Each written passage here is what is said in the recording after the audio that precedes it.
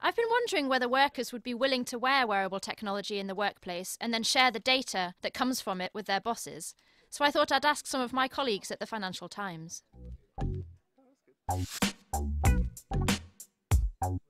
the one hand, wearables could be great at becoming the equivalent of suggestion engines. So if you're working, they send you information that's essential to what you need to make work better. But there's a very delicate balance between helpful productivity tips and creepiness. And I think that's one of the big trends that's going to come in technology in the next few years about how to get that balance right, even as our attitude towards privacy is going to change. It's just, it's an invasion of my, my privacy and my dignity, obviously, right? I have a contractual relationship with my employer. I give you the work, you give me the money, and outside of that, you know, you as my employer can go to hell. How's that?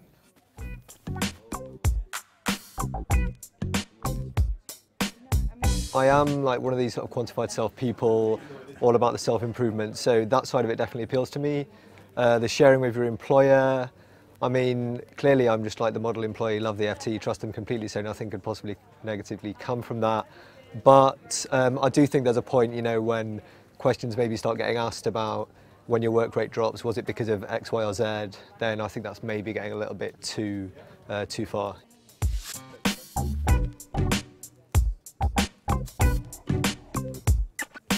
I think it's a terrible idea because somebody's always going to game it better than you, and they're always going to do better. It's already sometimes bad enough where people are phoning you up all the time asking you to do things until you feel they're checking up on you, when our output is extremely easy to measure because you can see what we produce. If I was forced to have it, because sometimes you're forced to do things by your employers, then I would take the standard natural thing that everyone would do, which I'd game the system horribly.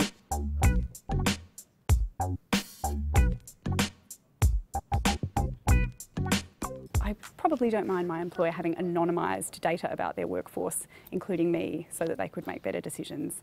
I don't like the idea that my employer would know specifically about me and my bodily processes and my productivity, so that they could kind of use that to make management decisions about my career.